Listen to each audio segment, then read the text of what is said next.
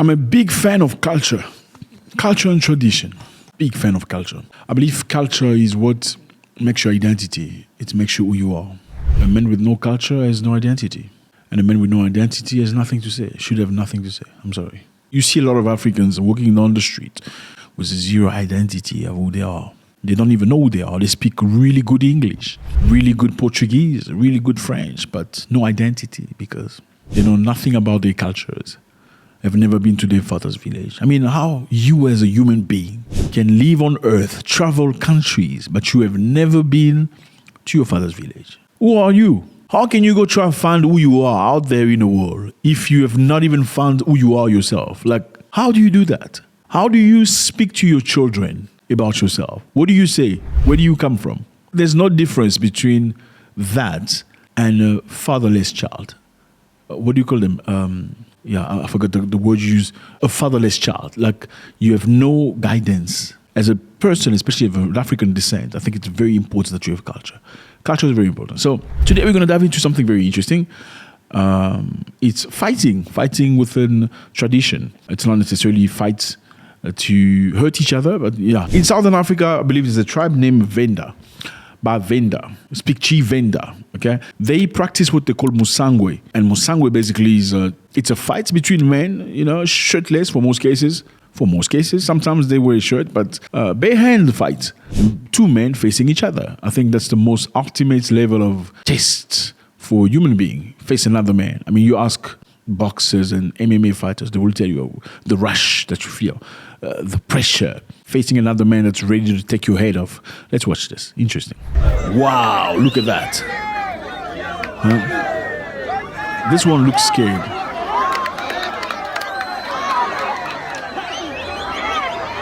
No way.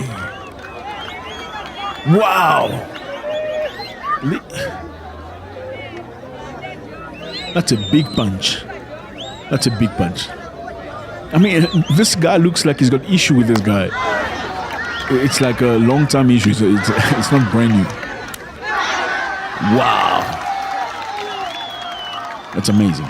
So it takes a great level of courage to face another human being like this. What hurt me is you will see a lot of Africans say to you, this is old school, this is ancient time, you need to move on, progress with life. You are absolutely stupid. You are completely stupid. If you believe that upkeeping your culture is stupid, you have no direction, you are nobody. You should cease to be. You will see a lot of Africans say to you, well, now things are progressing, we're making businesses, we're doing international stuff. It's great. Have you ever seen a Chinese person who doesn't speak his home language or his mother's tongue? Have you seen a Chinese person who's rejected his identity, his spiritual identity? Have you ever seen that? You will never see that. They always upkeep who they are. They may go wherever on earth. They will come to Africa, do business. They will go to Asia in other places. They will go to Europe, but they will never forget who they are. Chinese will even come in Africa and preach you the gospel of Jesus. Do you know that in Africa, in some African countries, Chinese come very poor?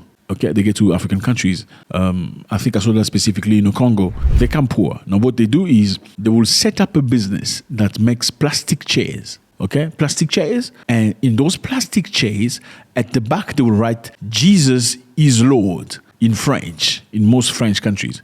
Jesus is Lord, in the plastic chair. And all these Africans will go and buy the Jesus is Lord chair to put in their churches. In the meantime, the Chinese person that's selling you the chair with the name Jesus is Lord is not even Christian. He's selling you your chair and making millions of dollars. Because there are plenty of churches in many African nations. Lots of churches. And what do churches serve for? For most cases, Africans going to church to pray looking for money, hoping God will give them money. God will bless them financially. God will give them visas because they hate their countries. They all want to go to Europe. Yes, Africans pray for visas. They fast, cry to God, please give me a visa. I want to go to the UK. They pray for marriage. It's sad. And you say culture is bad. Even though he's selling you the Jesus chair, you still believe in whoever he believes in. I don't know if it's Buddha or he's Taoist or whatever religion he is.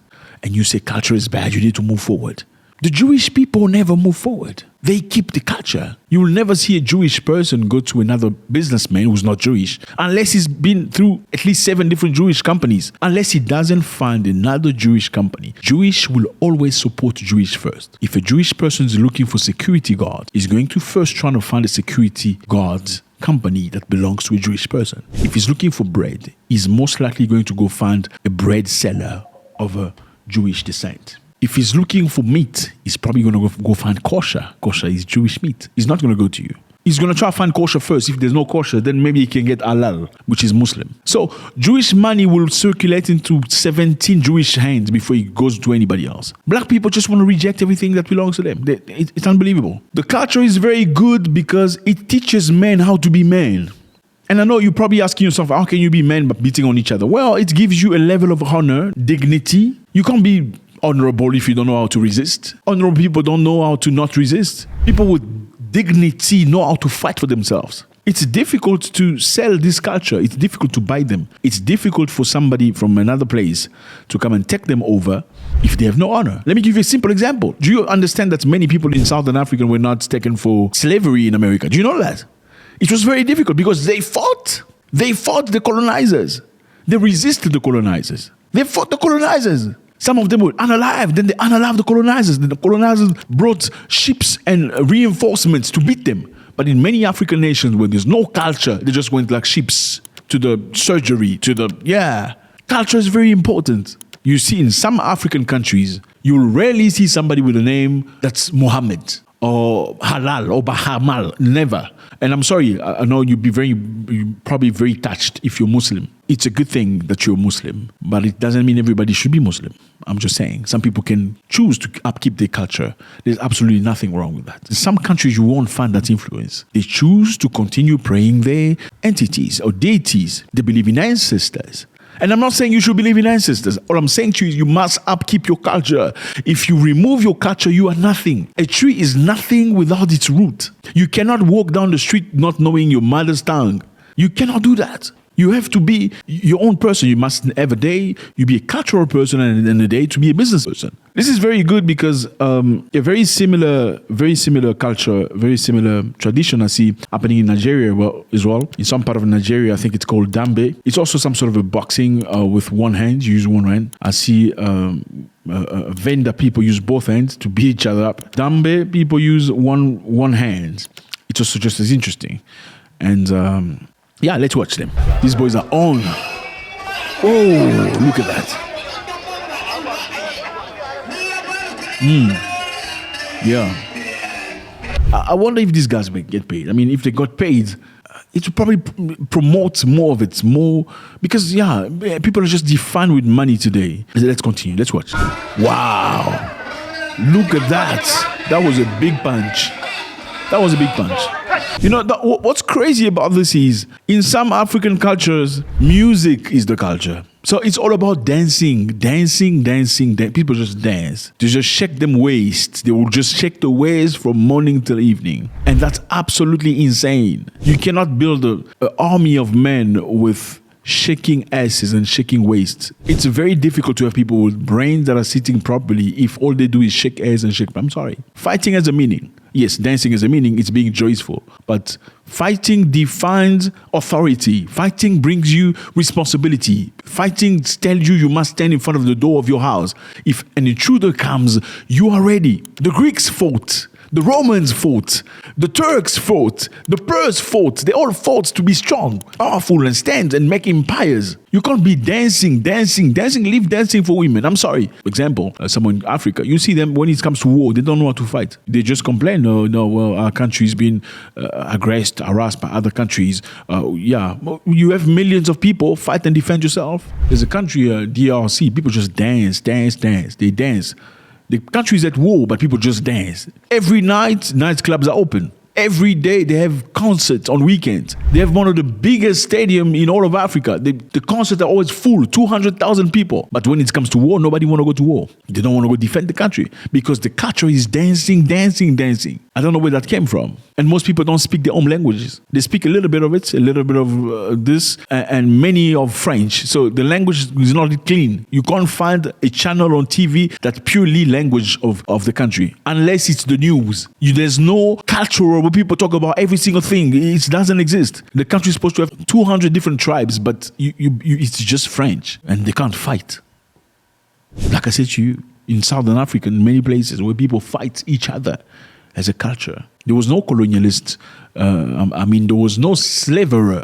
They were not taken for slavery because they did not accept, I will not leave my land to go die in another person's land and work for them. I'll give you another example. In South Africa, when the Europeans came, they needed people to work the land.